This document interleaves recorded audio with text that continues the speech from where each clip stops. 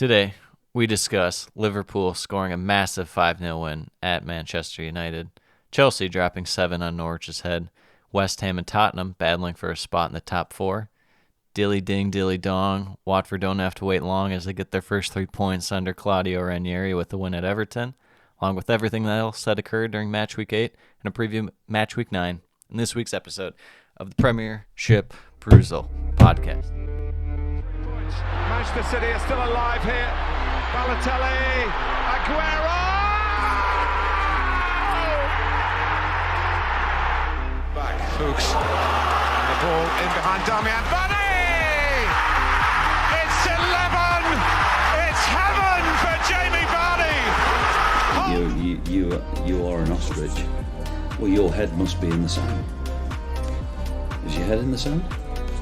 Are you flexible enough to get your head in the sand? Now the fans are shouting every week, Louis van Gaal's army! Louis van Gaal's army! Feet after a fabulous start, the game just got away from you there. I have nothing to say. Nothing to say about the game at all. Drama from day one! This is the league we want to watch!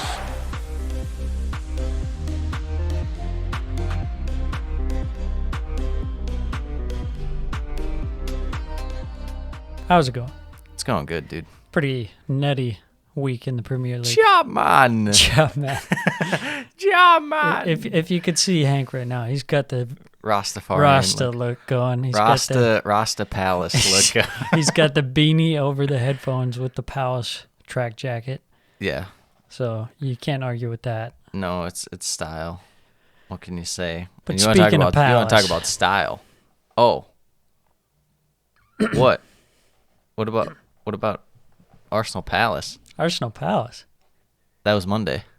It's Arsenal Villa, mate. Oh, why do I have Villa or Palace?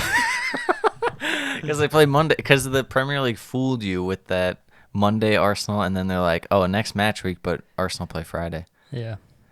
Arsenal Villa. It doesn't matter who it was because it was all Arsenal. Truly. Let's Yeah. get to the lineups. Let's get to the lineups, people. Starting off, Villa, it's going to be Emi Martinez in net. I'm trying to go off ahead without knowing it before Matty Sam pulls Cash, it up. Matty Target. I guess I could have just looked on my phone, too. All right. Konsa, Mings, Tonzebe, Cash, Target, Louise, McGinn, Buendia, Watkins, Ings. As far as Arsenal go, Ramsdale, White, Gabriel, Tomiyasu, Tavares getting a start. Partey, Saka, Lacazette in there for a start now. ESR, Lakanga, and Aubameyang, the man in form for Arsenal. What do you think before the match started? What did you think of the changes in the lineup for Arsenal? Yeah, I like it. We saw in the previous game against Crystal Palace where Lacazette came on, made a big difference. Also having Lakanga in there to partner with Thomas Partey helps. Tavares getting the start due to Tierney being out with a bruised ankle. So yeah, let's get right into this game. It was a real good time if you're an Arsenal fan. Yeah, and it's been this way for a while now. It's like if Arsenal play fast, just in general, they're going to look good out there. It's when they get into the other team's final third or even just the other team's half in general, it slows down and it becomes painful to watch. When they play, not necessarily on the counter, but they're just playing quick and the build-up plays fast. I mean, it's good to watch, and they play better. They play so much better. Yeah, it's really like a night and day difference. I think the main thing out of all the goals that you'd look at, and we've seen... We'll just get to the first one, Partey's goal. Recently, they've had a lot of success on set pieces, or right after set pieces. They'll, whether they, it's a corner gets cleared and then the second cross in, they end up scoring or something. But they've had a lot of success doing that. But it's so hilarious that they have success with that and they have success playing fast, but that's not even how they're supposed to ideally be playing. Yeah, right. Arsenal traditionally not all that great on corner kicks or set pieces, really. And then also, like you say, not known for playing particularly fast. I mean, it's always been kind of a slower build-up. At times it can especially be under faster. Arteta. Yeah. Ideally, that's the way he wants to play his horseshoe ball, kind of play some weird modification of positional play, but this looks so much better. It really does. I mean, it's just the players that Arsenal have does not suit the very slow Man City-esque build-up play. Mm-hmm. Like you have to have such high caliber players to be able to pull off the skill it takes to get the ball. Arsenal are fast, final Arsenal are quick, and they can be quick in these tight spaces, but they don't have the technical abilities that Man City players have, believe it or not, because Man City spends 400 million pounds on a squad. Right.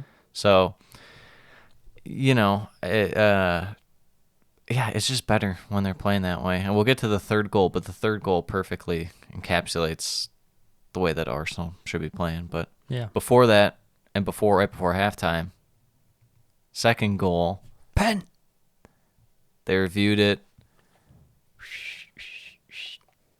VAR. Questionable. That's where your thoughts are. Questionable. No, it was. I wouldn't say clear cut, but it was. It was penalty. pretty clear cut. I mean, when you wind up like the way that Target did. Yeah, for but the tackle, it's Matty Target, friend of the pod. Yes, friend of the pod. We Matty can't do him Target. like that. That's why we got to cut him some slack. But it was a penalty. Aubameyang saved. Yes. Rebound. Little kind of dink over Emi Martinez. Mm-hmm. Heartbroken he couldn't save it. Unlucky. Everton go down 2-0 into half. Everton. Did I say Everton and Villa? What team are we even talking about? I don't know. Yeah, we jumbled our brains before this pod. It'd be funny if we just kept on rotating the team that we were actually talking about. Yeah, Arsenal against Liverpool. Just a dominant performance. 2-0 at half. Did you feel like Villa were playing well this game? No. Yeah, It was it was very poor. I mean, the first half in particular, they had nothing going. A player that stood out to me as especially poor, Buendia. Yeah, he had a rough go. Very rough go, and they just didn't look like the Villa that we're used to seeing. No, when it happens, they'd have off days. Yeah. But they come out, I think in the first 10 minutes of the second half, they get their third rather, with Emile Smith Rowe. Mm-hmm. Maybe it was a little later on, but he gets the interception, plays it back, I forget to who. Tavares, I think. And then he plays it up Aubameyang, perfect little flick on. Yeah, beautiful flick on. You can tell Aubameyang. He's in form He again. is in such good form. Yep. Crazy the difference between this season and last season. He's looked completely revitalized. True. Ramsey ends up making it third one. Kind of a strange goal. It was Arsenal didn't really converge on. It was because it was Ramsey and someone else, and then they're both running with the ball. Ramsey just takes it and Just has a perfect shot. Belter top corner. Ends up 3-1. Villa just didn't have it this game. Mm-hmm. I don't know what else there is to say. They didn't really do much in terms of trying to combat that by changing play style or anything. It just wasn't going. Yeah. And I thought coming into it that maybe Arsenal were a little too conservative going with Partey and Lokonga, even though Lokonga's not quite as defensive as some people might think he is. But, I think that Arteta got this one right on. Mm-hmm. Yeah, I agree. Hence the 3-1 win. But yeah, I think Villa. yeah, any takeaways for them? Possibly the formation was kind of the downfall. It seemed like they were just getting so overran in the midfield. Mm-hmm. Yeah, because normally Arsenal, if they get set up in the way they want to, they'll kill you out wide with their guys. But no, when you give up the middle of the park like that, and that makes sense because look at how Arsenal lined up with their lineup. They had so many midfielders. They have 5 midfielders pretty much. Yeah, and compared to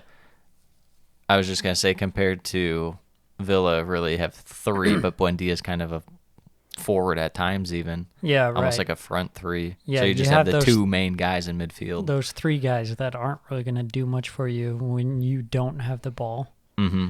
And then compared to Arsenal, like you have Lacazette even dropping back kind of Yeah. into like a number 10 role at times, just keeping the ball. So 3-1 Arsenal. It's a good bounce back after that draw Yeah. for Arsenal.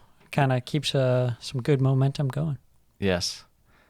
Talking about good momentum, Chelsea, they get a little lucky last week against Brentford. Not this week. This week, they get even more lucky. 7 times as lucky. This game is one you just chalk up to bad luck if you're Norwich. Mendy, Rudiger, Silva, Chalobah in there again, Jorginho, Kovacic, Chilwell, James, Mount, Hudson-Odoi, Kai Havertz, no Werner, no Lukaku. Lukaku obviously out injured. As far as Norwich go, we're looking at Kroll, Gibson, Hanley, Kabak, Aarons, Norman, Lees, Malou, McLean, Yanulis, Yeah, Nulis. Pookie, and Sargent. We'll just get the one Norwich point out of the way right away. Is there anyone you're impressed by this game from Norwich? Because I thought they literally only played through like Yanulis in the first half. And that's Yeah, not a good sign. No one stood out to me particularly. Yeah, this was just a one-way beatdown. Well, you got to say Tuchel with the absolute disrespect to not disrespect Norwich by playing Ruben Loftus-Cheek. He's like, But we've got to beat the other German Farka. he comes on later. He does. With this game, just from the get-go, Norwich gave Chelsea so much space at like all times. Yes, They're just like, oh, you want to shoot from the edge of the box? please do. Uncontested, you can have that Mason Mount. Yeah. Why don't you? 1-0. Oh, Easy. Kovacic just walking through the midfield to play a perfect through ball to Hudson-Odoi for number 2. Easy. Oh, 2-0. you can do that. I don't know what to tell you. It gets week by week, it gets more baffling that people predict Norwich to stay up. Absolutely. It's just sheer confusion. I mean, they're nowhere near the level of almost every other team in the Premier League. It's Yeah. just they're so far below what people And yet predicted them to be. yet you had them winning a game. You had them winning against Brighton. Yeah, is there anyone on Chelsea's team that stood out to you in the first half? I mean, It's just kind of an all-around beatdown of Norwich, so it's hard to say, but yeah, I wouldn't say anyone in particular. Maybe Mount. second half, Chilwell, he scores when he wants. He scores when he Absolute mad lad. wants. He's on Benjamin Chilwell, he scores when he wants. one. Oh, and then it gets worse. The own goal, Max Aarons. When watching it, I was confused as to what happened. I was like, was it even a shot and then Kroll didn't save it or what? And even on like the slow-mo replay, I was like, I was so thrown off by it. Yeah. Own goal. Yeah. And then it just if we could play that clown music, that's pretty much Norwich. It's this that game. and then Just- mixed with the Leicester City goal song of Chelsea's. Yeah. Oh wait, no. You're doing the wrong one, I think. But that's okay. You get the point. It was a bad I don't know. It was a bad showing from Norwich. It even got worse with the Kroll getting it called back. He gets a save, but then they call him off the line. Yeah, that was just rude. Like at that point, it's like, come on, give them one. I hate that they review this. I don't. It's like the dumbest thing ever. I It's don't like because it always. as if it's not hard enough. You're like freaking out. Like he was over the line. It should be like, you know, if you're over the line, then you're hovering over it. It's the same thing. No. Why you gotta have a foot on Because that? it's Norwich and they need to learn their place. 6-0, Mount scores it, and then Sam's guy, Ruben Loftus-Cheek, with the run down the wing. Pulls Kroll out, taps it over Mount, tap in for the hat trick. Yeah, I mean, this game, and this is tough for my team of the week because there's so many good midfielders and stuff. It's like, do I include Chelsea players against Norwich? Do I include Chelsea's defense against Norwich? I would say no. I would say just well, there's Mount. one. Yeah, Just Mount had to because he just had the off hat-trick. of like I thought necessity. I mean, no one was on him, like I said, but I thought Kovacic had a great game. Won the ball all over the field. Had 2 assists. yeah. When he has that kind of space, like it's just game over. Him and Jorginho can just run it. I would say this might be the best that Kovacic has ever looked. To be honest, this year he's really got it going. He's been pretty good. No takeaways from this game. We're just washing ourselves of this nastiness. What do we got next? Oh, Palace and Newcastle. Here we go. See, I have it differently on. That's what I have too. What? I have Southampton, Burnley. Go to that one. Okay. Go to Southampton. We'll get this out of the way. This one wasn't bad. I like this game. Starting off, Southampton at St. Mary's. Alex McCarthy. Perot, Livramento, Salisu, Bednarak, Romeu, El Nuesi, Diallo, Walcott, Redmond, Broja. As far as Burnley goes, we're looking at Pope, Loughton, Taylor, Tarkovsky, Nate Collins, Jack Cork, Dwight McNeil, Ashley Westwood, Maxwell Cornier, Josh Brownhill, and Chris Wood. Yeah, this game was actually pretty good. Yeah, I thought starting off, it was a good amount of Burnley compared to what you're normally, used to seeing. It was a little back and forth, but yeah, you could feel Burnley goals coming. You can kind of feel it. It's like when the rain's about to happen. It's a sense of randomness. Yeah, you're like this feels very strange. And then Southampton turned the ball over. Mm-hmm. Beautiful cross in. Unlucky on the marking for Southampton. Unlucky. Let's point it out. Name and shame. Livramento absolutely out to lunch. How dare you? I know Hank hates to see it, but we're fair and biased on this podcast. Nope, we're not. We are absolutely 100% biased. Cornier, nice headed goal. Nothing McCarthy can do about that. After that, it kind of felt like Southampton held possession but didn't really do a ton with it until right before half. So pretty much what Southampton does. Yes, and what Burnley allows. Burnley was in the driver's seat from ideological perspective, not from actual play. Mm-hmm. Yeah, I thought one player in particular that looked good for Southampton was Diallo in the midfield. Mm-hmm. He was just spraying the ball all over the place. Like, whew, man. We'll get to their second goal, but he played that crucial. This is what happens when Southampton play a competent midfielder. No. Wow. No. James Ward-Prowse, £50 million. Oreo Romeo, please. Ugh. Can we get a James Ward-Prowse check on aisle 4? Yeah. No. Chance for Walcott and. Wasn't it Redmond? That tap in one? No, not. Oh, you're thinking different one. Not that. Okay. That's after that. But what was the Walcott one? The Walcott one was a little bit before it. He just missed it wide. Was it like pretty disappointing? Okay. But then, yes. I'll take your chance. Then the Redmond one comes. That was one terrible. of the misses of the season, if not the miss of the season. Misses from 3 yards out. Well, they had the one earlier against Newcastle where Gineppo had an empty net with no one marking him, and he.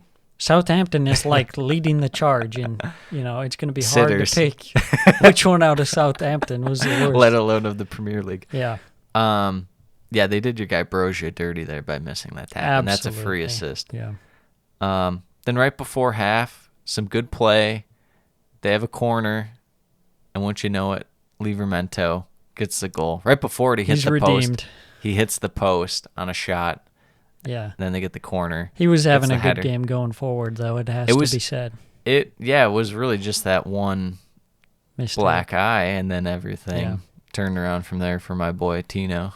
Yeah, and I mean, aerial defending is not something we really expect out of him necessarily. Yeah, or even just defending. I guess it depends. I was going to say from fullbacks in general, but that's, some teams probably do. Except Dan Burn. Well, yeah. Then you expect pace and you expect headers. That's all you expect from that and man. techers. So it goes in 1-1. At this point, Burnley last year blew a lead at Southampton. Maybe Sean Dyche is, is a little concerned. Yes. I'm a little nervous. I'm a little nervous. 1-1. Comes out of half. 2-1. Southampton. Tarkovsky. Just a nightmare pass. What is that, dude? Oh, right my God. to Sam's guy, Diallo. Diallo straight up to Sam's other guy, Broja. Broja. It was perfect. The fake gets it going a little closer to the box. It's something that you'd like to see to cut to another team. Adama Traore do. That's inconceivable. Absolutely inconceivable. Work the goalie, work the defense, go far post.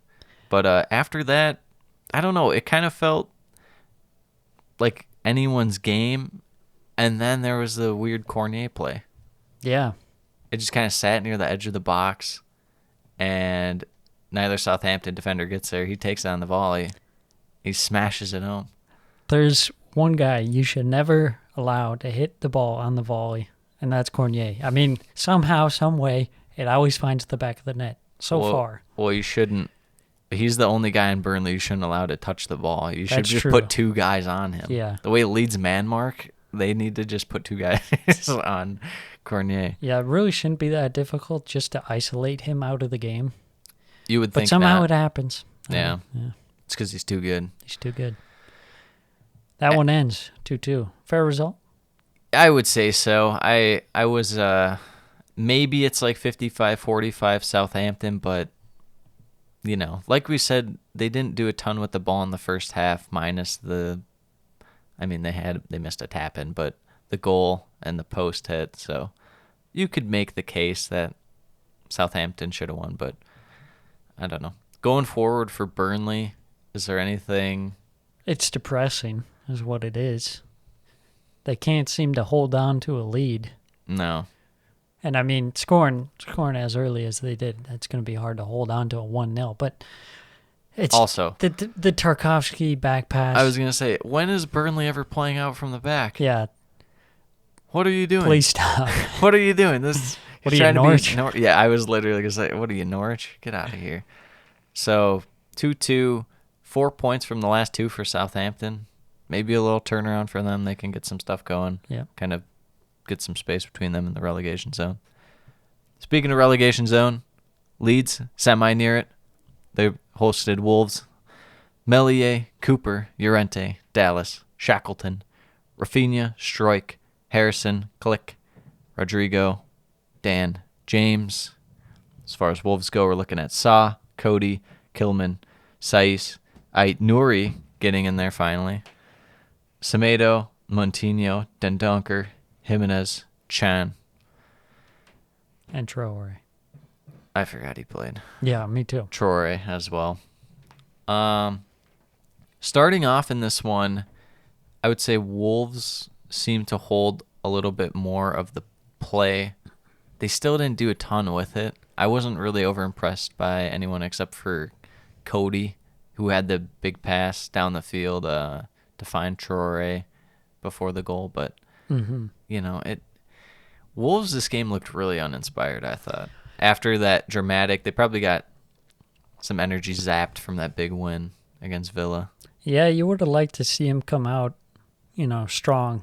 Especially since Against Leeds have Leeds. struggled Yeah, in defense especially. But really test him defensively. I mean, they technically did, 10th minute. Yeah, they did. The ball. The weird Jimenez, I don't even know if he got an assist for that. He Yeah. shot it, but it fell to Chan, and then Chan with the goal. Yep, right. 1-0. So now he needs 3 in his next 2 to meet my 4-4 requirement for him. Okay. So he's got to... I forgot you even said that. That was the prediction, and I'm holding on to that one.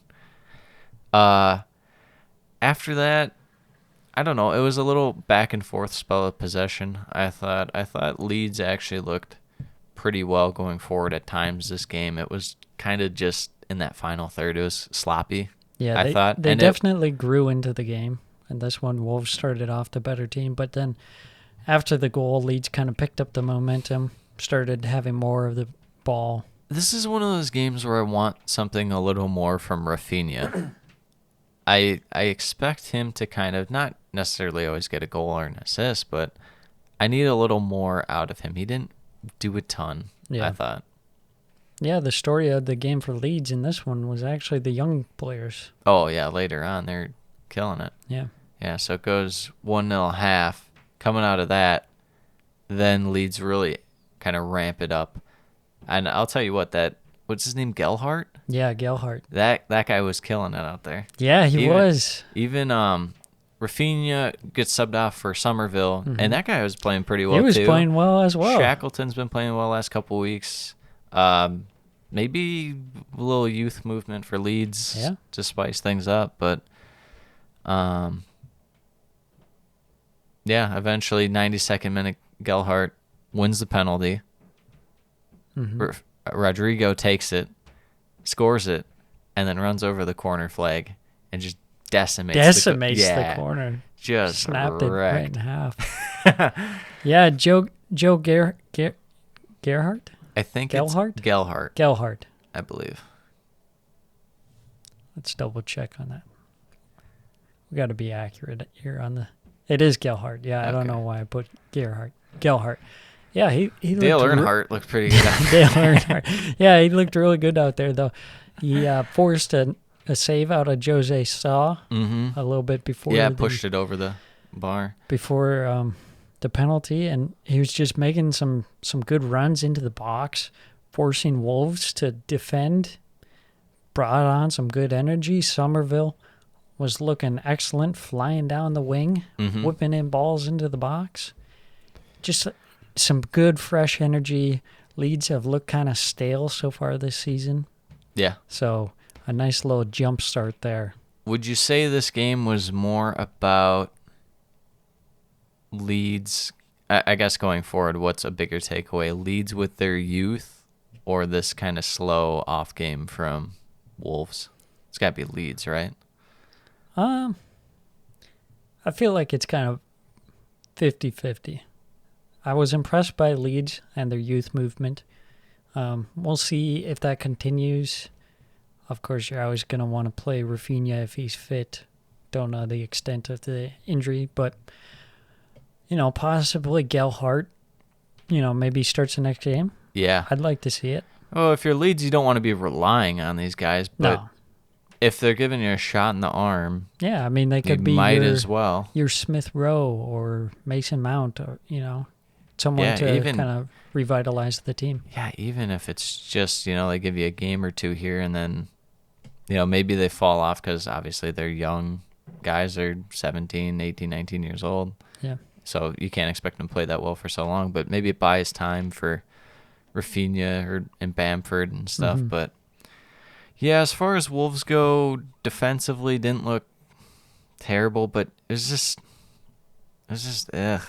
Seems like every everyone time- was like a 5 or a 6 in this game from Wolves. It seems like every time Wolves get it going, like they have a good game, and then they kind of, the next game's like meh. Well, they've won 3 in a row coming in this one. Mm-hmm. So this would have been 4 in a row. Not easy to do that, especially when you're a mid-table team, but I feel like they should have been able to against Leeds. But hey, props to Leeds. They gotta start getting some points here, start building some momentum. Leeds had more on the line than Wolves, is what I would say in this game, and they kind of showed it. Yeah. But oh, what a game coming up! What a game! Talking about on the line. What an absolute belter. Watford laid it all on the line out there. I gotta say, your little intro there, dilly ding, dilly dong. They don't have to wait long. They don't have to wait long. That was top class. Thank you. You know what wasn't top class? Everton's shit-ass defense. Yes. Jordan Pickford, Michael Keane, Lucas Digne, Ben Godfrey, Seamus Coleman, Alan Townsend, Anthony Gordon, Tom Davies, DeMar Gray, Salman Rondon. For Watford, Ben Foster, Ngakia, Trostakong, Messina, Cathcart, Tufan, Sissoko, Sar, Kuchka, and Josh King. I really like this lineup from Watford. They just load up the midfield.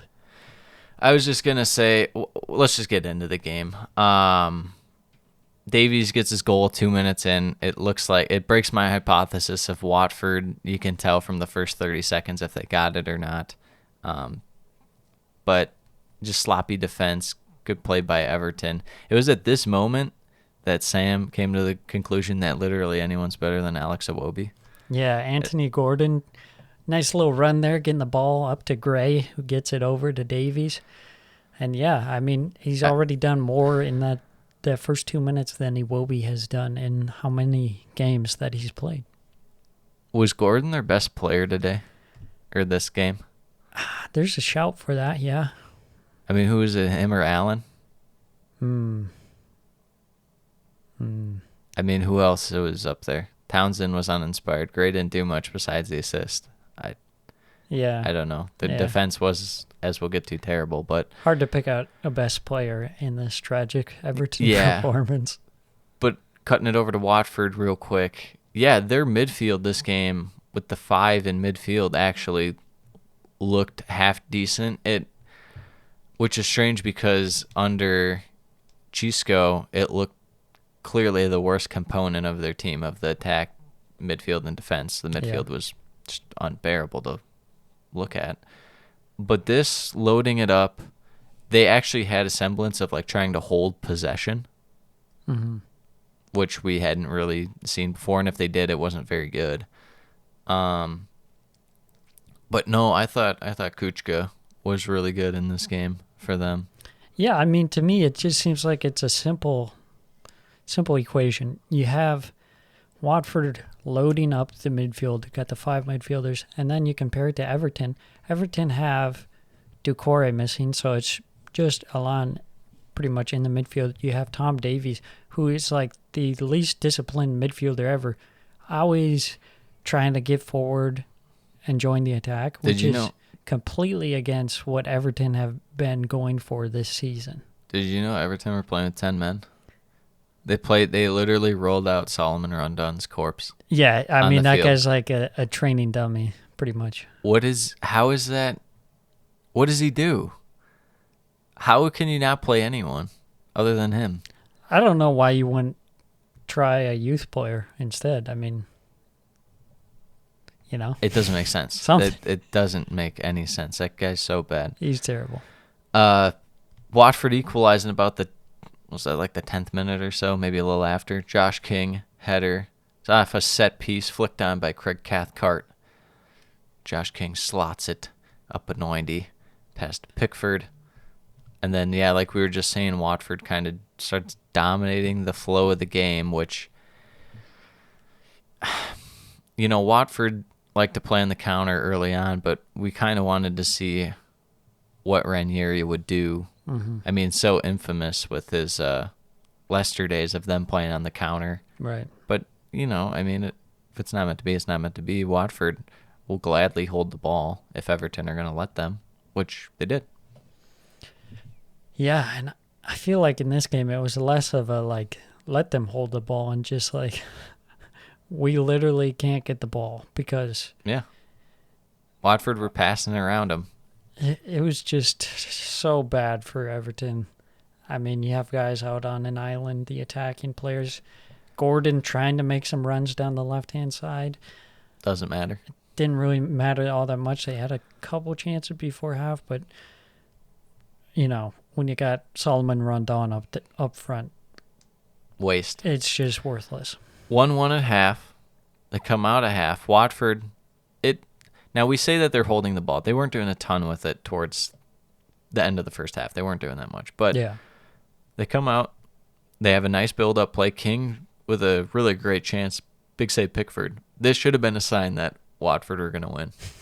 Because Everton legit were like asleep at the wheel on this play. Josh King was in one-on-one with the keep for a breakaway. Like,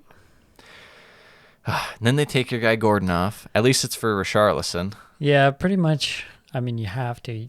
You probably wouldn't keep Gordon on and have Richarlison on, but, you know, hypothetically speaking, if you could, you wish you could. Like, I get Richarlison's coming back from injury, but why not start him rather than Rondon and then, like, the 45th or 60th minute, just sub him off and bring on anybody else? Yeah. Doesn't that seem more, I don't know. Rafa, the chaos candidate, Rafa himself.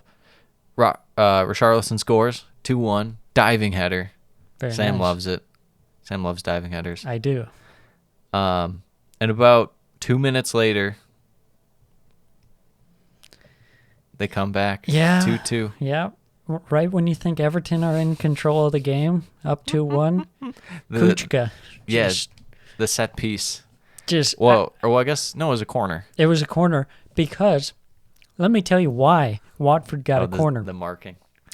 Oh, I think Alex Iwobi got subbed in. And from there on, it was all downhill because there was a throw-in. Watford had a throw-in. Went right to Iwobi. He shanked on it. Davies absolute whiffed on it, and it goes out for a corner. You love to see it. And then Watford score from the corner with some absolute tragic marking in the box. Nice little header. And then about 2 minutes later, Everton pushed the ball down the field. And apparently everyone, including Michael Keane, thought, I'm going to run for that ball. And everyone was loaded up on one side. Watford have one play, very, I guess, similar to the Arsenal goal in a way, but not really. It was more hold-up play. It was a little flick on, and then they're broke up the wing. Yeah. 3-on-1 or something like that. Everton defense nowhere to be found. It's like the John Travolta meme where he's walking around looking for Uma Thurman, and he can't see spinning. anyone. 3-2. It's that man, Josh King. Revenge game. Had to be for Everton because they're a sad case. And then Dennis again with another chance. It was just crazy how many chances Watford were getting. Yeah, in like the final like 12 minutes. 10 minutes of the game where it's like, well, it's 2-2 and Especially somehow since it's going to be Everton 5-2. Everton have been seeing these out. Yeah. Their defense was just literally non-existent. Not to mention when Dennis came on, Dennis in like the 20 minutes he played or whatever, he was killing it out there. Yeah. He was mugging everybody off. Absolutely. And on the goal, he just sent Coleman on his way with the little fake like, well, ole. Yeah, gosh, when you allow a guy to get, I think, a goal and an assist or a goal and 2 assists in like 25 minutes as a sub, that's pretty rough. King for 4-2, and then, Dennis with the 5-2, a little fake, and then slot it past him. Yep. On a scale of 1 to 10, how impressive is this for Watford? Because I feel like it's a slightly, if you have to say is it more sad for Watford or happy, or sad for Everton or happy for Watford? We'll start with that. I would say that it's sad for Everton. It's more happy for Watford. Really? They've been so dire in like to score 5 goals, even though Everton, their defense was shambolic.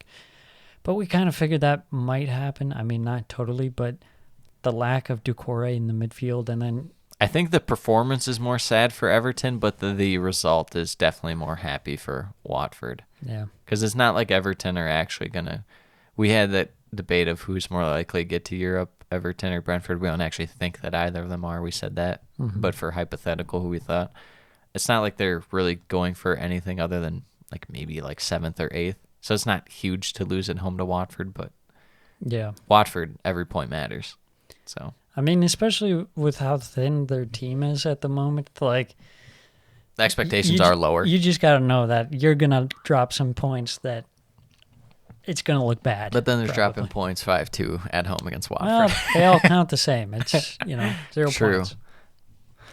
Moving on. Now we got Palace and Newcastle. Here just we an go. absolute doozy of a game. I kind of like this one. It wasn't amazing, but I kind of liked it. It was was a little boring entertaining. at times, but I feel like we normally say every Newcastle game is exciting because their attack and you just never know with their defense. I feel like Palace is now in the like every game can be watchable. I just love watching any game at Selhurst. It is a very Keno stadium. Just seems like it's always a good time. Guaita, Ward, Mitchell, Guehi, Anderson, Milivojevic, McCarthy, Gallagher, Olise, Benteke, Edward. As far as Newcastle goes, Darlow, Clark, Lascelles, Ritchie, Kraft, Manquillo, Hayden, Frazier, Longstaff, Wilson, St. Maximin. So first game, Newcastle with the interim manager, Graham Jones or Graham Jones, something like that. Jones, Graham Jones.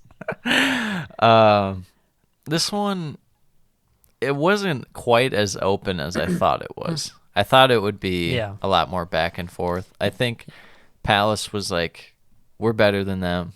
They have a new manager. We got to keep it conservative, and we feel we're the better team. If we just kind of hold our form, play our way, we'll win the game. I think that's why they didn't want it as open and as chaotic as they can be at times. Well, I think Newcastle didn't want to be open in this game. I think Graham Jones, like his game plan was pretty much to go into like old school Newcastle where you just park the bus. Yeah. And you don't have that chaos. So it was pretty much like just defend and hope for a result that way. Yeah, I guess. It was no Bruce Ball, let's put it like that. No, absolutely Unfortunately not. R.I.P. Sweet Prince.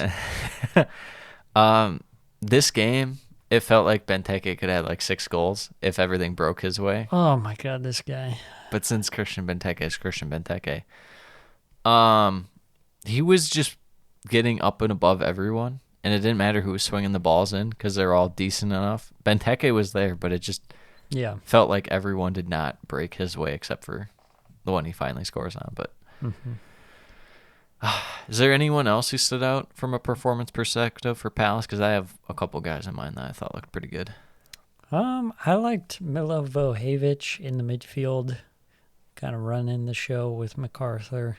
Yeah, I thought keeping the MacArthur possession. looked really good. Yeah. Winning balls. I thought Tariq Mitchell looked pretty good as well. He looked solid out wide. Elise had moments too. Yeah. He's growing on me. He's a solid player. Gallagher is Gallagher. You know, he does what he does. Mm-hmm. But from Newcastle, not super inspiring in the first half. They had, I think, like 1 or 2 chances, but they weren't more like half chances. Yeah, it just looked like they were lacking the energy that they had in previous games this season. I'd be lacking if Steve Bruce was my manager and then turned out not to be my manager. Yeah, I would too. Protest for Steve Bruce. How about Joel Ward? Joel Ward, I don't know how he didn't get a red card. That was insane. It's so confusing. Like, what is a red card in this league and what isn't? Nothing. Unless you're Ben Gibson and you're ultimate bad luck Brian Norwich, then you get a second yellow. I feel like different players in the league, if they did the same thing, they'd get a red card. We'll have to talk about the Ronaldo thing later. If Granit Xhaka does this, that's a red card. Like that's the 100%. ultimate. If you didn't David know Sam, Luiz did it, if you didn't know red card. Sam was an Arsenal fan, you now know. But do you disagree? I disagree with Xhaka. I agree with the point. Xhaka for sure would get a red card there. 100 times out of 100. Who is the ref for this one? That one guy that I don't know what his name is, that's kind of a side referee. Let me see if I can find this. Darren England. I can't say I'm familiar. Yeah, I'll pull up a picture of him and you'll be like, it's Darren England. This guy's like a generic referee. Oh, that guy. Yeah, that guy. No, yeah, we don't care about He's Darren England. I almost Look called him at his Derek smile. England. Staring into our soul. Yeah, so it goes in 0-0 at half. Yeah. And it's like, it could go any which way. More than likely, Sam was thinking a 0-0 draw. I would be favoring Palace, but... Well, good thing you were, because Benteke comes down and gets a header for a goal. Yeah, about time. About time he scores. Nice ball in from Tariq Mitchell. Yep. 1-0 Palace. He honestly jumped over his teammate, too. I think it was Edouard. Just jumped over him and the defender and was like, I got this one. Breaks out the LeBron James celebration. It's so funny because it's like not even like LeBron's thing now. It's like 2017 LeBron. Yeah, what year is it, Benteke? Well, he's still stuck in then. Yeah. The Aston Villa glory days. Yes. Yeah. He's like, I'm going to Liverpool soon for 35 mil. That's why LeBron loves me. I got to show him. Come on, his club Gabby support. Agbonlahor, we're getting in.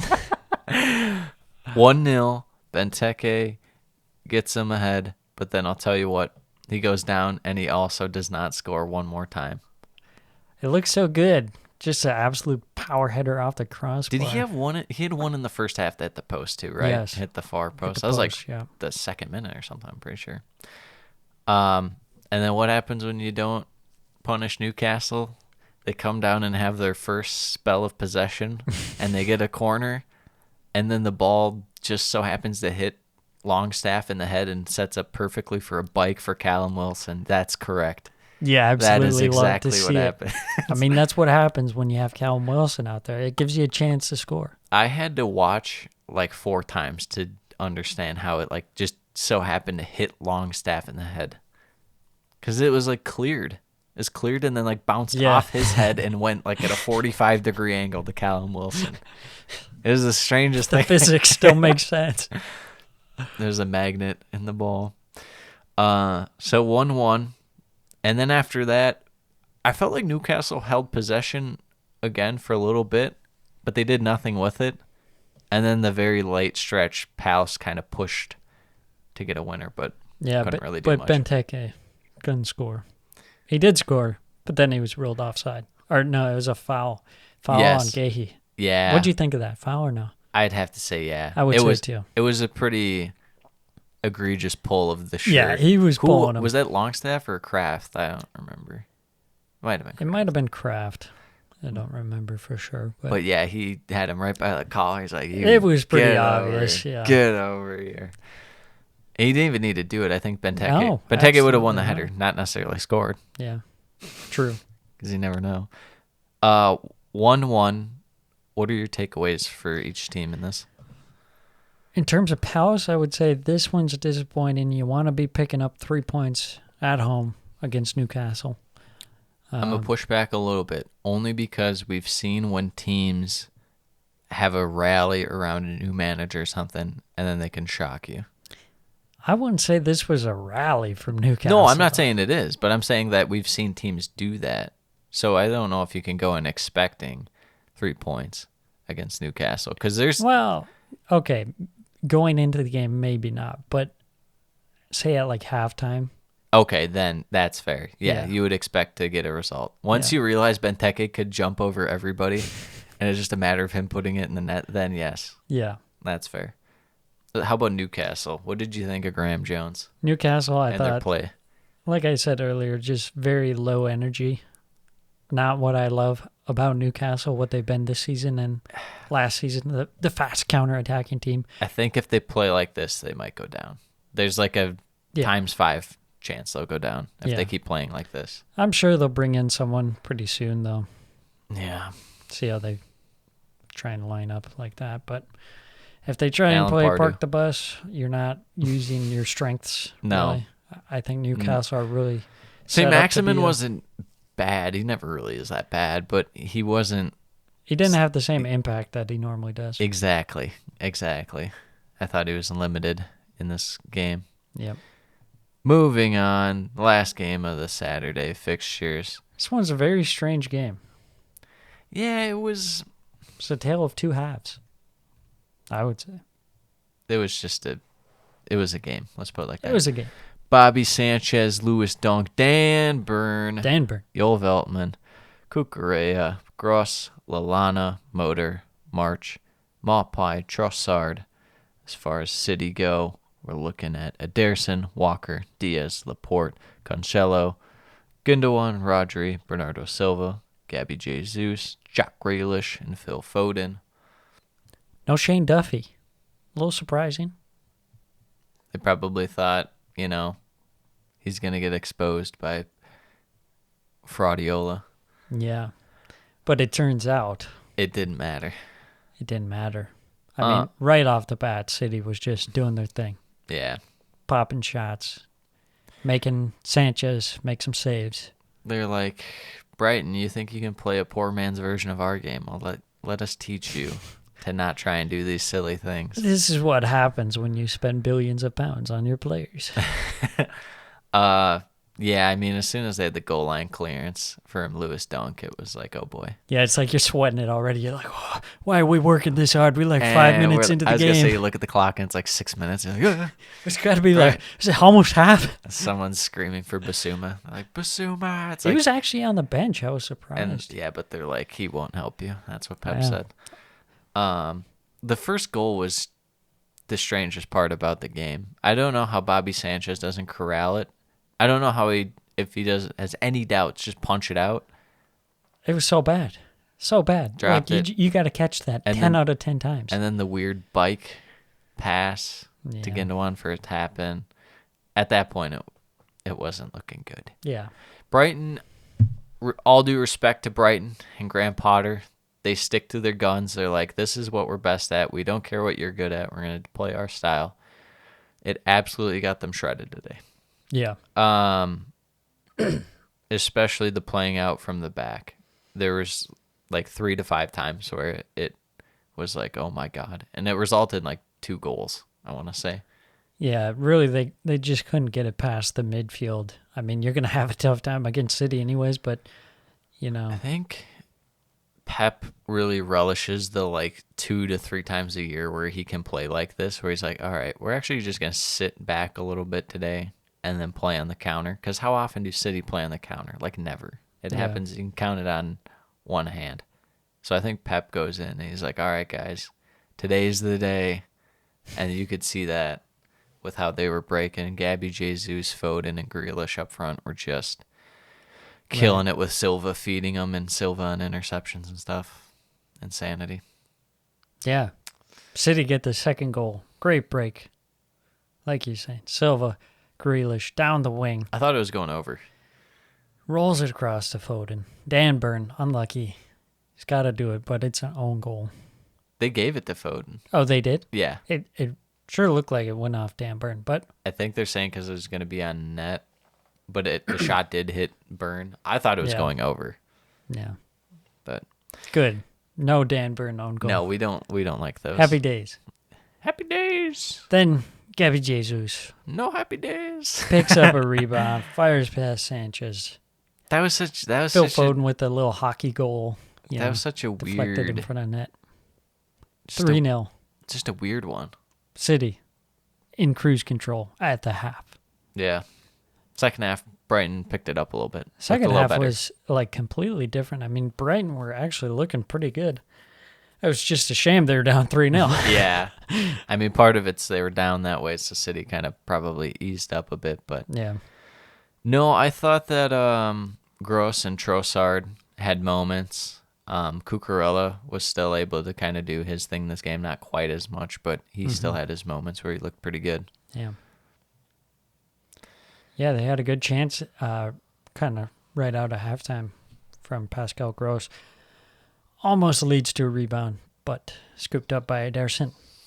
Ederson making a nice save on Trossard. And then Brighton, after, they've been attacking, they get a penalty. Ederson takes out the sub Mwepu. Yeah, he just completely wiped him out. Was never, well, I guess it was relatively close, but he wasn't ever going to get there. I don't Yeah, know it was what he pretty thinking. clear. Yeah, it was definitely a penalty. Clear, no clear doubt. pen. No doubt. And then McAllister steps up, converts. the Argentine. Cool as you like. You know who I thought did good, and it was a rough look because he came on for Dan Burn, but I thought Lamptey looked pretty good Yeah. out there for him. Yeah. He was kind of doing some stuff in terms of getting up and down the wing and attack, but like you said, too little, too late. Even like the last 15 minutes, Man City were really pushing, especially Phil Foden. He wanted a hat trick so bad. Yeah. And Yeah, then he he's did. like, I guess I have to pass to Mahrez for this one-on-one with the goalie. He scores 4-1. Yep. Any takeaway from Brighton? Are you a little worried? Or not so much that since Basuma technically might be able to end up playing, we don't know exactly what's going on with that situation. Yeah, it seems like he'll be playing. I mean, if he was on the bench, then Yeah, he could have been subbed in, but it's like who knows for how long and like what could happen with that situation. But yeah, that's true. That's as true. long as they have him, you're still feeling good. I mean, if they they- did if- look good in the second half without him, but I mean, Down that's 3-0. after you're down 3-0. Yeah, but so- still, it was a good bounce back. I mean, coming out when you're down 3-0. Yeah, it could and be then Norwich. You could getting on the completely front give foot. up and piss all over yourself and lose 7. Yes. It could just go that way, I That is true. suppose. Man City, no takeaways. You know Man City. But Yeah. moving on to Sunday. Sunday. Which one are we going with first? The West Ham game? West Ham Tottenham. This was a clunker, is what I Yeah, would it say. didn't feel smooth. That's for sure. Fabianski, Cresswell, Zuma, Ogbonna, Ben Johnson, Fornals, Bowen, Benrahma, Sushek, Rice, Antonio. You know West Ham by now. Tottenham, we're looking at Lloris, Reguilon, Romero, Royale, Dyer, Højbjerg, Son, Lucas, Ndombele, Skip, Harry Kane. You know, I thought the defense in this game was actually pretty good. Especially, Tottenham. It was like an early season Tottenham performance. They're kind of holding their shape, Yeah. not really letting, West Ham have great chances. They did have a few shots, but whatever shots they had, it was like kind of long distance, so I don't blame Fornals and Sushek for missing those, but it's like Antonio's in space, and then they did a good job of closing on him, so he has to pass and then make the other guys beat you. Yeah, That's definitely looked better than what they've been doing. That's the ideal way to beat West Ham. You just take him away, take Antonio away specifically, and Yeah. hope for the best. Yeah. It was a pretty even game, first 30 minutes. And then Tottenham had a good chance. Fabianski with a great save on the just absolute bullet of a header. Yeah, from that Harry was Kane. big time save. So, yeah, pretty even first half. Neither team able to score. There was that check for a penalty. Do you remember that? Check for the penalty. I would say no. I thought it was not really close to a penalty. I thought it was worth a look, but it was still a no. Yeah. So 0-0 at half. Strong defense from both sides. Couple chances here or there. As it goes on in the second half, I felt like it was kind of picking up a little bit for West Ham. Yeah. I definitely thought that they were the better side. Definitely deserve all 3 points. Antonio, with the goal, Harry Kane couldn't be bothered. I have no clue how this ends up on Antonio's head. Like it just goes like throw over everyone, and then Harry Kane is just standing there, and then Antonio. Wait, didn't it go? Didn't he shoot that in? Am I crazy? He might have shot it. Yes. Regardless, How Harry did Kane's it get just to like him? Harry The ball Kane's- should never get to him. Yeah, Harry is what I'm Kane's just saying. standing there next to him, just standing. Yeah. Doesn't even take away the near Yeah. post, right? The one place he can shoot. Harry Kane couldn't be bothered. He did have some chances in the first half, like you were saying, but like he does not care, and he's honestly hurting Tottenham at this point. Yeah. That he's out there. I would say that the man of the match of this one was probably Declan Rice. I thought he did a great job. It's not easy to shore up and kind of corral Tottenham's midfield, especially Højbjerg, but You know who I liked in this game? who? Ben Johnson. He did good. He Yeah. was in my consideration for Team of the Week. He had moments. Yeah, I really liked him. That defensively, very solid, getting forward. Yeah. I liked it. Yeah, I would say I'm a little worried.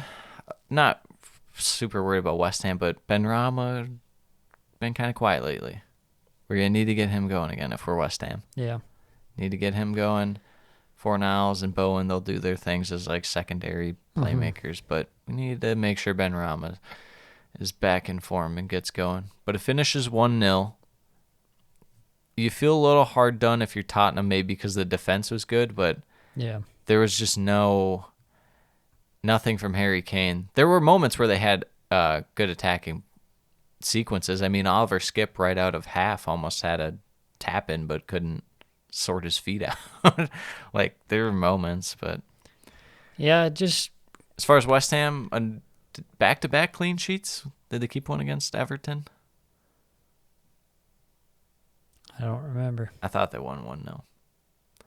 But West Ham in the top 4 now. Good for them. Yes. Now we move on.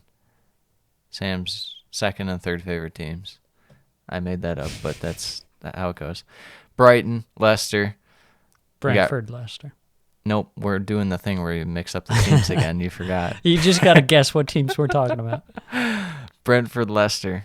Raya, Pinnock, Janssen, Zaka, Onyeka, Henry, Norgard, Kanos, Jensen, Tony, and Buemo. As far as Leicester goes, Schmeichel, Soyuncu, the Johnny Evans effect will be in full effect. Daniel Marti, Tielemans, Pereira, Castagne, Sumare, Vardy, Madison, Iheanacho.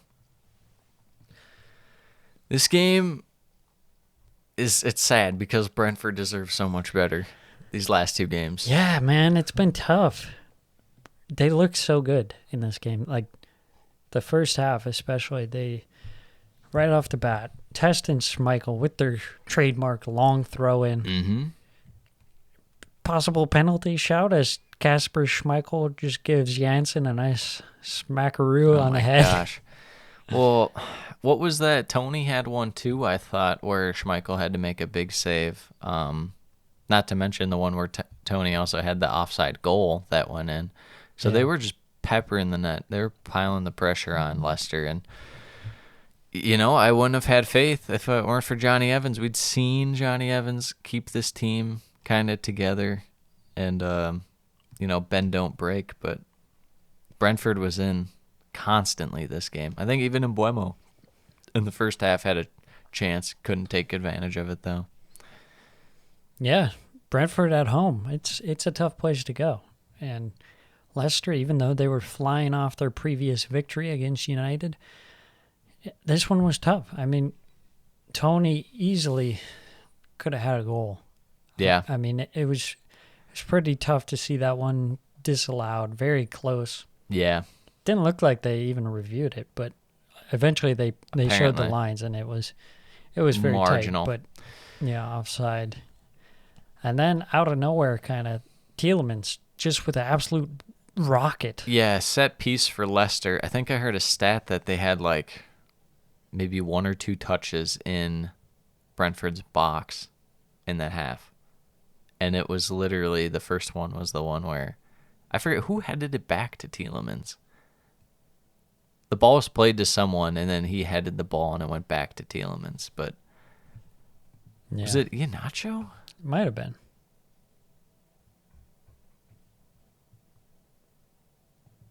It doesn't matter. It doesn't matter. He Doesn't matter what you just an absolute banger by Tielemans outside the box. Brentford, everything they'd worked for and pushed for, outdone by Yuri Tielemans. by one moment of brilliance. Another Tielemans goal. He's just been killing it. And honestly, he's kind of been the catalyst for them kind of getting it going besides, obviously, Johnny Evans in defense going forward. Because I don't know if you felt this way, but it kind of felt like everyone on Leicester was starting to pick it up a bit. Madison, especially Pereira, I thought he actually had a good game. Madison wasn't even that great, but he at least looked better than he had been. Mm-hmm. But no, I think that Leicester may be finally starting to come around, even if it is a little more luck in their side in this case. But when you can string together some results, it doesn't matter how they come. You'll take it. yes. So 1-0 at half. And then coming out of the half, same thing. Brentford just piling the pressure on. Eventually, they get a corner from, and I want to say Jensen took it, headed on. Sam's guy, Zanka with the header, far post. Finally rewarded. I think they had another one in the second half, or maybe it was the first half, where I want to say Jansen had a header off a set piece or a corner too that easily could have went in. So just hard done, not taking their chances is really all it comes down to. They do everything right up until then, but the finishing, not the best. And then out of nowhere, Schmeichel, long ball up to Iheanacho, holds up play, lays it off to Tielemans, perfect through ball up to Daka, over to Madison for a sweaty goal, as Sam calls him. A little tap in. That's kind of vintage Leicester City goal. Yep.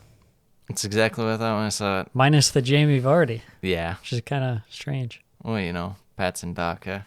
Yeah. Got to Jamie replace him. Vardy regen? Question mark. Yes.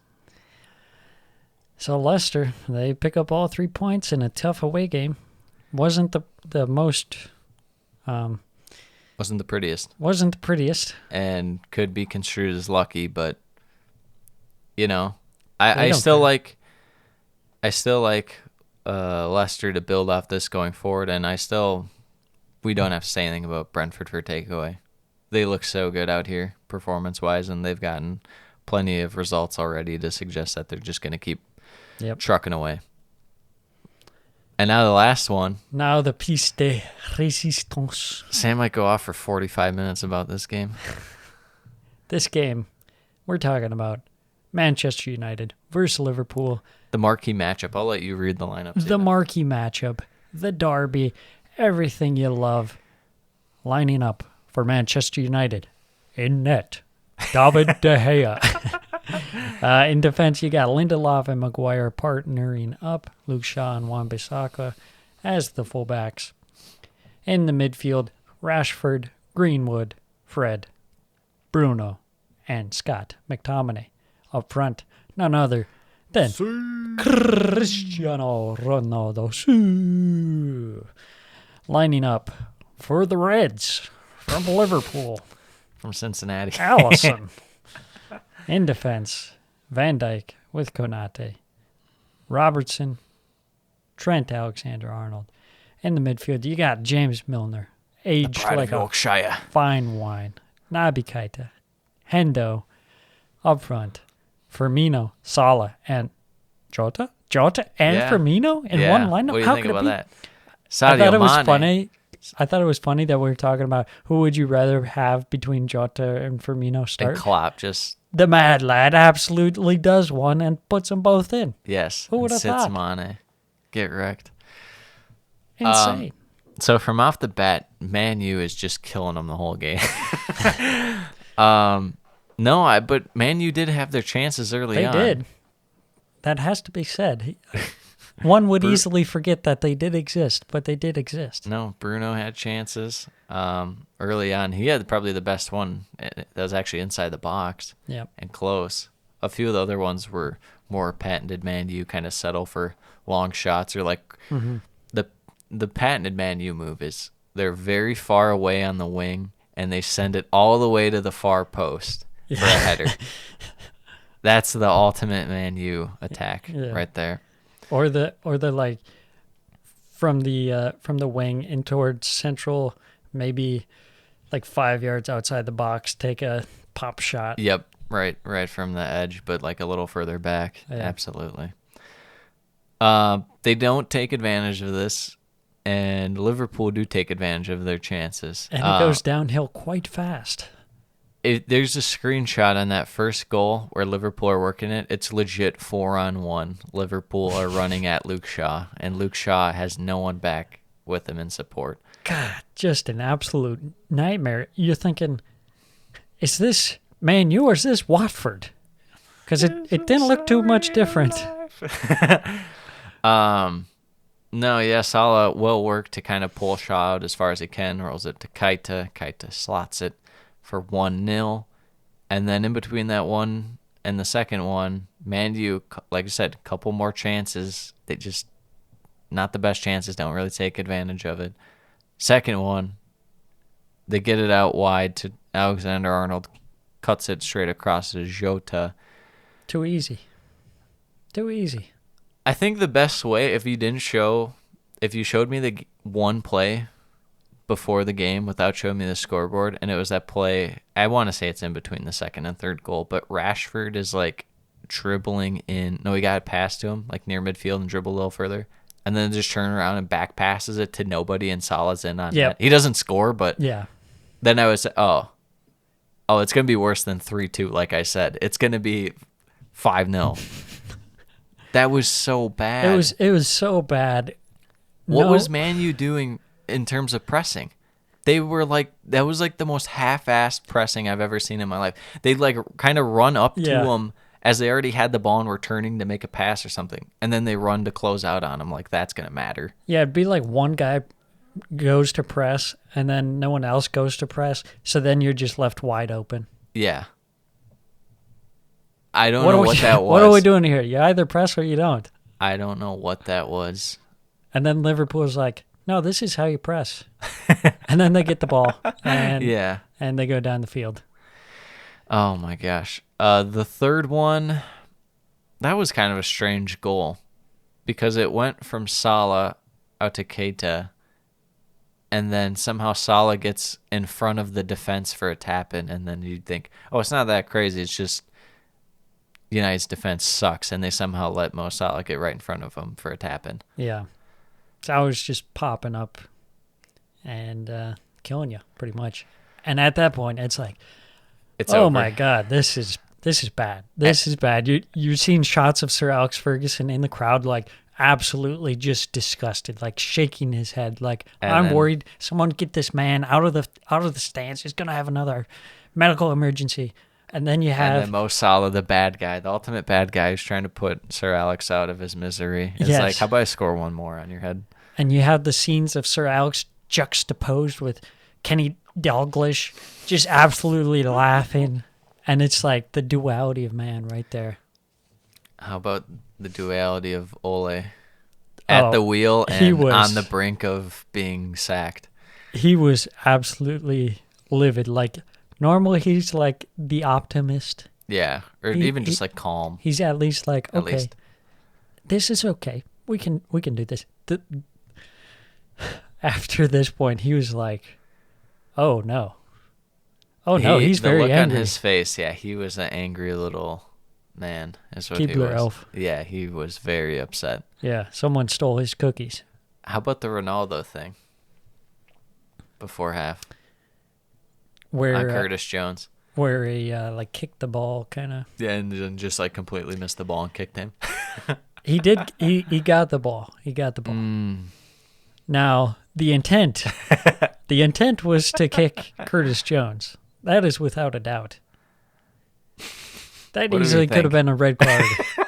Like Are we sure? 100%. I don't know. Now, hey, let me ask. Let me ask if that's Granit Xhaka. Yes, That's a red card. then it would have been. He got I can he go got along so with that. lucky though. Oh, absolutely. Yeah. Um, That was the Ronaldo fact. coming out of half, they go down 5. Hendo, great pass. Some might say, lucky that they're in this position. That ball from Hendo though was, oh my God, insane. Wouldn't you say they're lucky to be in this position, Liverpool? Insane. Very lucky to be in this position. Yeah, Salah hat trick. It's his goal in 10 straight competitions, but not necessarily Premier League games. So that includes like Champions League and stuff like that. So But he's can got he to be do like it in what? the Carabao Cup? I was is gonna my say, question. what's it got to be like? Probably 7 in the Premier League. Then, do you think he could do what Vardy did? Win the Carabao Cup? Absolutely not. Yeah, I think he can do anything at this point. I mean, he's a man on fire. Truly, The way Liverpool are playing as a team, it just works so perfectly. And he's always that guy who's getting on the ball, getting in space. your guy Simple Ronaldo as. scored, and then it got reversed. Yeah, that was just a state of Man U. I mean, they're like, okay, yeah, we got this feel-good one. I mean, as feel-good as you can get. Yeah, But and then they're like, no. just the state of Man U was that, of course, Ronaldo is going to score and it's going to be called offside. Yep. The only thing that could have been better if he did the celebration for some reason and then it got called offside. Pogba. Pogba gets subbed on. Red. Absolute genius. Runs straight on the field, gets a red, runs right off. You know what was funny? I was reading about this today. He was specifically instructed not to do anything stupid and get sent off. Well. What does Pogba do? Something stupid and get sent off. What else is new? What an absolute clown. This guy, if I'm Man U, get this dude out of the club as fast as possible. Sell him for whatever you can to Madrid or PSG. Ugh. If I'm a Man U fan, like I am just... Pogba, how stupid can you be? It's already... If you were a Man U freaking fan, would you 5-0. rather have them sell Pogba but then you sack Ole and he's replaced by Ronald Koeman, or you have to keep Pogba. Okay, I'm keeping Pogba. I don't wish anyone to have to deal with Ronald Koeman. I mean, I don't know where Ronald Koeman goes next. Just a little sidebar. Probably Watford. Probably Bayern, because he keeps failing upward. Yeah, I mean, might as well. Yeah. They just get rid of Nagelsmann. I mean, they got crushed in the Pokal. So They did. Koeman in. 5-0. Was this one worse than the Tottenham one under Mourinho? Remember last year? Well, I guess It was that was 2 years ago. 3 years ago. Not 3. 2018, right? That was 3 years ago. I don't know what time we're in. Yeah. What I'm year pretty is sure that was it? 3 years ago. I would say worse. I mean, the state of the club right now, it's pretty low right now. You thought maybe they were coming back. It looked like they were, Yeah. but now it's just kind of They going back down. It feels like their guys are super good and they have moments where they go down, but they all go down at like the exact same moment. It's not like someone goes in like a drought of not playing well for a while Yeah. and it's like it's Maguire and then like later in the year it's Bruno for a little bit. It's literally all at the same time. Everyone just goes down the tubes. Not one wheel falls off. All the wheels fall off, and you're just on the rims at that point. Yeah, you're just on the jack wagon by Yeah. itself. You know, I was thinking about this. There's a lot of criticism about Ole Yes. and whatnot, and Ronaldo, Yep. and United's pressing, and how they're like the second least distance covered in the league Yeah. in terms of running. What are your thoughts about the fact that Ronaldo was kind of forced into this team, and he was never really part of Ole's plans? It was the sympathy factor of he was going to go to Man City, and then Sir Alex Ferguson's like, that can't happen. Mm-hmm. And then the next thing you know, Ole has a player who he didn't really want that he's got to fit into the team. That's already offensively Unbalanced, biased towards them, yeah. yeah. No, I mean, they almost had to sign Ronaldo given what happened with Sir Alex Ferguson wanting him to go there. But as far as Ole not being able to implement him, it's Ronaldo. He's still not a top 5 player in the world anymore or anything, so I don't think you should feel like you have to play him all the time. If he acts like he does, tough shit. You're not one of the 5 best players in the world anymore. You have to fit into our squad. We're trying to win the Premier League. We're trying to win the Champions League. I have to rotate the squad. As far as expecting him to press, there's no way in hell you could do that. There's no way. I know you want to play that way. You're not making Ronaldo play that way. There's no way. All right, Ronaldo, the first thing we're going to do, we're going to talk about pressing. He's in the corner doing a celebration. Shirtless, he's just in the corner. So in a way, they have 4 guys that don't press. in a way, yeah. That's the thing is like if you're Ole, you're probably like, well, you could have just spent money on like another defender or like a midfielder that I could rotate in or something rather than Ronaldo. But it's like, I don't know. Meanwhile, you got Sancho wasting away on the bench No refunds. for £100 million. No refunds. No take-backsies. No refunds. Agent 007, 0 goals, 0 assists in 7 games. I was thinking something funnier for the 7, but I don't know what it'd be.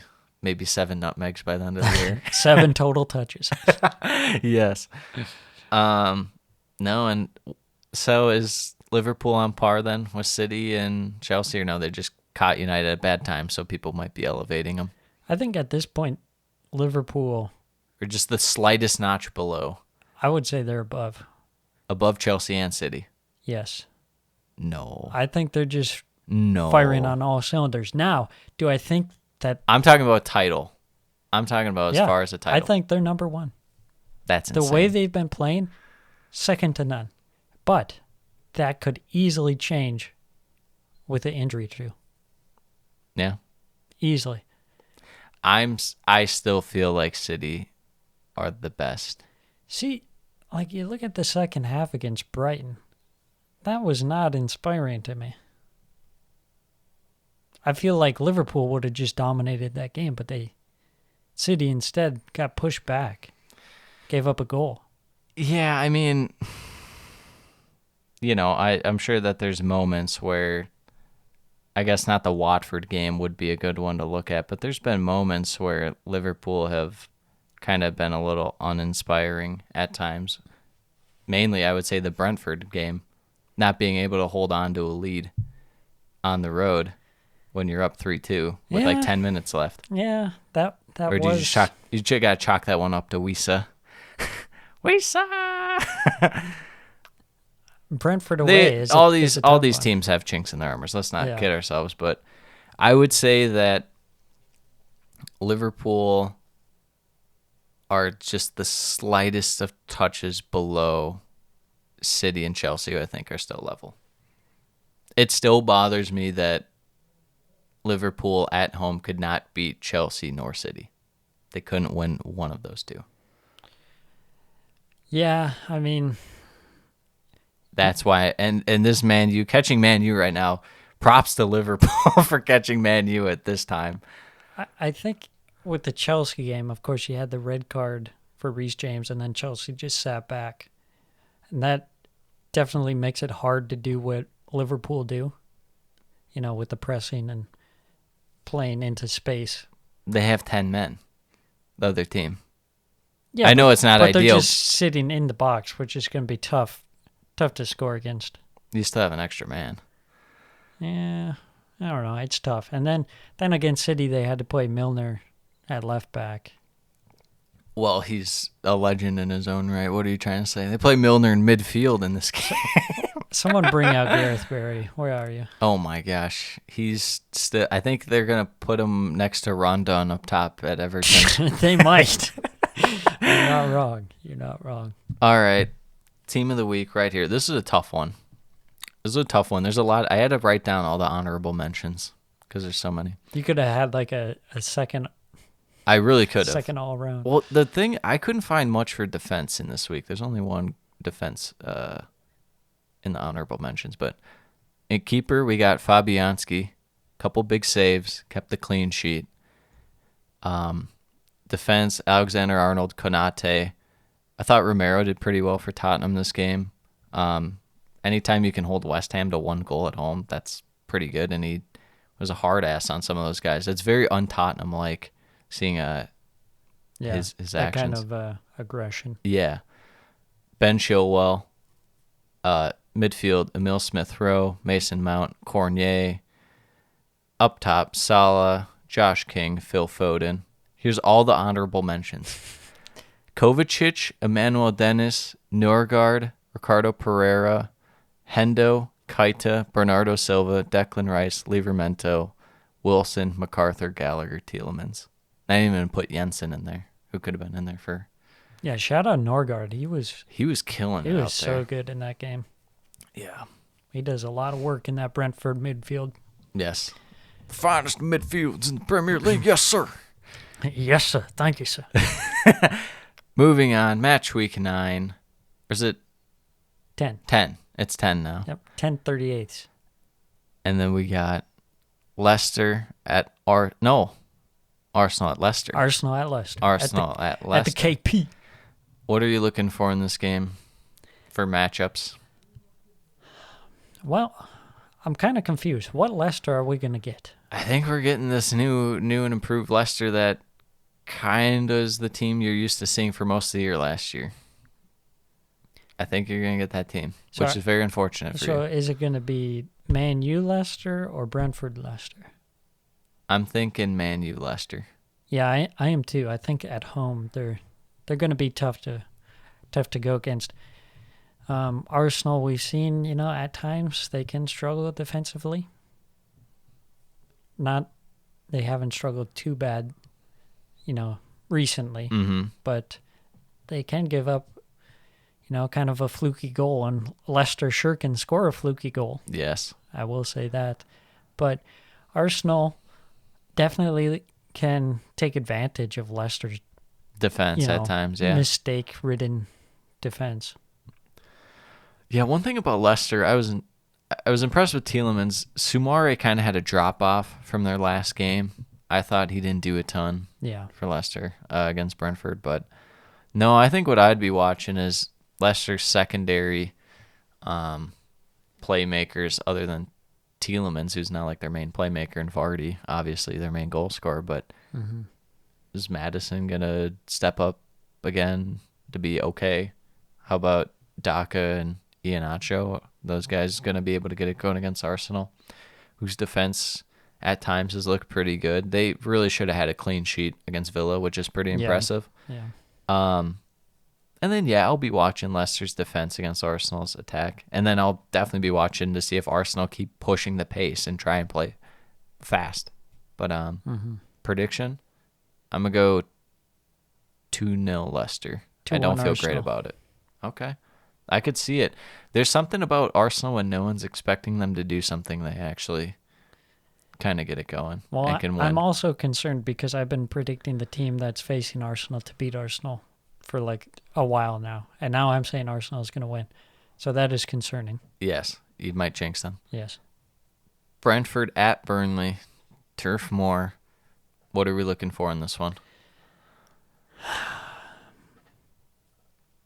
I don't know. I don't know what kind of game this will be. Like, will this be a terrible game or will it be a good game? I don't think it'll be that exciting as relative to Brentford. One thing I did notice, obviously because they got the goal, Leicester, but even other times too during that game, Brentford, as we came in the year, we're wondering if they'd be a little susceptible to counterattacks. Yes. They definitely were last game. Yes. Burnley, I wouldn't say have looked okay. I would say rather they've looked okay trying to counterattack. They've been a little frisky. Especially had some with moments Cornier. against City. Yeah, exactly, with Cornier and stuff. So I think Burnley could hold their own in this. Now, Burnley might be depending on Brentford to not take their chances like Brentford performed against Leicester. Yeah. I'm going to go with a 2-0 Brentford victory. I'm going to say 1-1. Okay. I get where that's coming from. Yeah. With that game script. That could totally play out. Liverpool Brighton. Well, let's see if Liverpool can do better than Man City. Oh, gosh. This is the one. But this one's at Anfield. True. What are you going to be looking for in this one? To see if Brighton still are holding the ball? I'd like to see some more of that second half performance against Man City rather than the first half. You want to see Shane Duffy in there roughing someone up. Yeah, put Shane Duffy back in there. I need that. I'm going to be looking for Basuma to play, 1. Yeah. 2, I'm going to be looking primarily at Liverpool being able to counterattack against this Brighton team. I don't know if they'll want to press.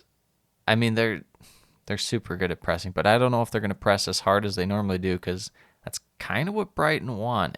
If you're not pressing well enough, they can spray it around and work it. But I'm going to go Liverpool with the way they're clicking right now, we'll go 3-0. I was thinking 2-0, but we'll go 3-0. 3-0 as well. Okay. City, Palace. We've seen the upset here before at that he had from Palace. Townsend. Where are you? In this one, I don't know. It's tough because Palace in their games against the big boys so far have not been on it. Yeah, I'd like to see a solid defensive performance from Palace. Yeah, as much as we love Anderson and Olise, they haven't been as great as I thought they would be. They've been pretty decent, but not as sharp. They have a little more lackadaisical moments in them than I would like to admit. I'm going to go with a City 2-1 win. I'm going to say 2-0 to City. Benteke hits the crossbar. That's my prediction. Newcastle, Chelsea, at St. James. I think this one, Newcastle probably will play pretty similar to how they played against Well, that's all they Crystal can Palace. hope. That's all they can hope for. So I don't think it will be as bad as, what you're thinking. You're thinking, oh, Chelsea coming off that big win against Norwich. I'd say like a 2-0 Chelsea. I'm going to be watching for Chelsea's squad rotation in this. I want to see who's in there. Yeah. Because Tuchel, he's only been taking 1 or 2 guys out at a time. And now Pulisic's back from injury. Don't know if they'll sub him on later. A couple things to watch. As far as the game, Chelsea under Mourinho, I think, had a couple times where they lost once or twice at St. James. But yeah, I feel pretty confident. We'll go with the... That was the thing. They'd always lose when Mourinho was in charge at St. James. Not always. It was always Villa Park. They could never at Villa Park. Once in a while, St. they used to James, lose at Newcastle. They lost like 3 times in a row, I think. The Boiling Ground, too. Always had trouble with that. Let's go 1-0 Chelsea. Okay. Southampton, Watford, at the Vic. This one could either be amazing or terrible.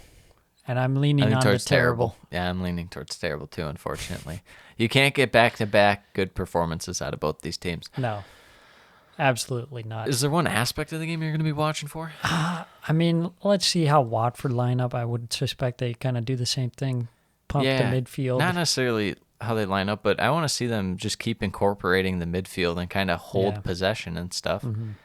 As far as Southampton are concerned, their defense has been pretty decent. Let's see how they contain the Watford attack. I wonder if there's any chance, say, Watford does hold possession, what Southampton's ability to counterattack are. They haven't really shown that much of it. Obviously, the Broja goal is about as close as you get to a counterattack, but that's just a clear on net chance. Yeah, I think with a guy like Livramento and Broja, those guys are pretty good counterattacking. And then you have Diallo, who can play a nice long ball as well. You're all in on Diallo. Southampton's half the squad at Southampton's your team, and half is mine. Half of them. It's going to be like that. It's going to be the Hatfield and McCoys of Southampton. What's your prediction on this one? I do like Southampton's defense against Watford, so I think it'll be maybe a 1-0 Southampton. I'm going a 0-0. Yeah, that I don't could feel happen. good about it. Uh-oh. Man U, Tottenham. El Sacico, as Yes. people are calling it. This could be a stinky game. Loser gets Salmon rundown. Player manager. I'm going to be watching to see Tottenham's midfield. I can't believe I'm going to be saying that. To see how well they can control a lot of the game against United. Because that's where, if you're going to beat United, it's in midfield. And Tottenham's defense, since dropping Dele Alli, has been pretty solid. Yeah, I mean, if they just kind of sit back and stay solid and then try and hit on the counter, I think that's a good game plan. Depends on if their counter's looking like last week where it was pretty disappointing. I don't feel good about this prediction. I'm going to go 2-1 Tottenham with a Sun brace. I'm going to say... I feel like it should be a draw, but... 3-1 United. Ronaldo with the hat trick. The ultimate response game. Yep. Moving on to an absolute shitter of a game on Halloween. Norwich Leeds. Wow. This is spooky. Ooh. Leeds better win this one. That's all I can say on Leeds' behalf. Gelhardt hat trick. Yeah, let's see the youth. Let's see the little squad rotation on Leeds. See what they got going for their lineup. Not even getting to like the gameplay style or anything. I want to see a Leeds lineup. I don't know what they're gonna do. Yeah. They look so good with like these random young guys in there. Mm-hmm. My thing for Norwich will be, how do they respond? Are they dead? You know what I wanted to say was Norwich kept the same lineup for 3 weeks. Mm-hmm. And they went goalless draw, and then 7-0 loss to Chelsea. Which is funny because I was like, yeah, let's see if they can, keep with their strong defense. Yeah. They kept Car with crash. it, all right? Yeah. I'm going to go with a Leeds.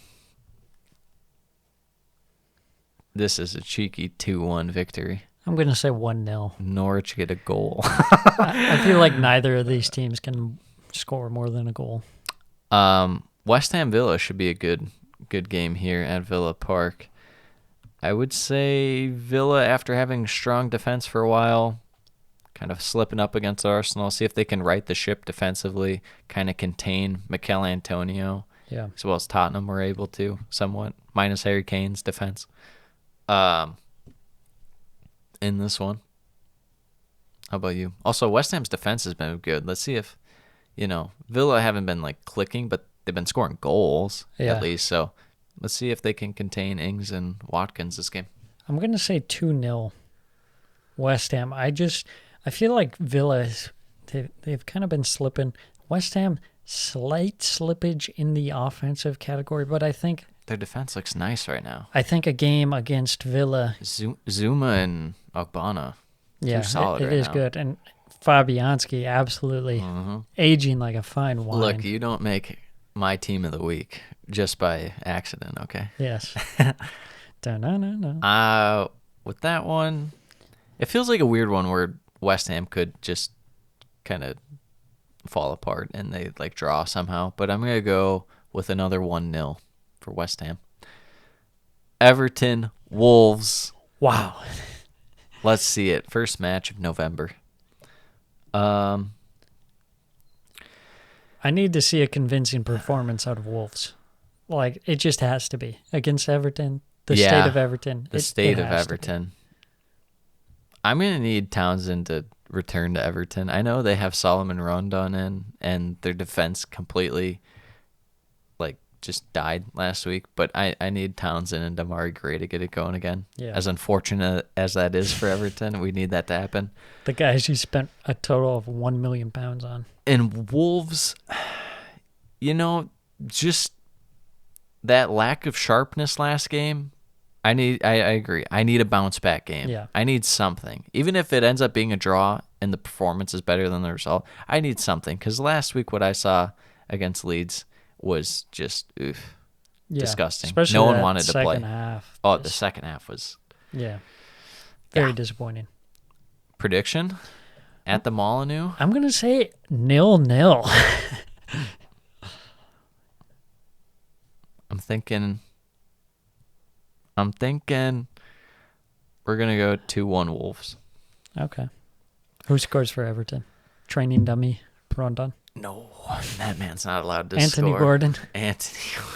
Alex Iwobi shooting towards his own net and somehow it goes backwards.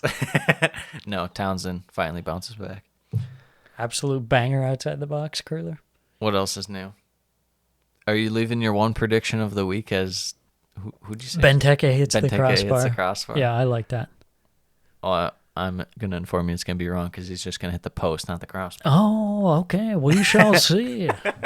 This has been another episode of the Premiership Perusal podcast. Thanks for listening and tune in next week, Thursday at 9/8 Central. Live. Coming to you with the hottest Premier League news.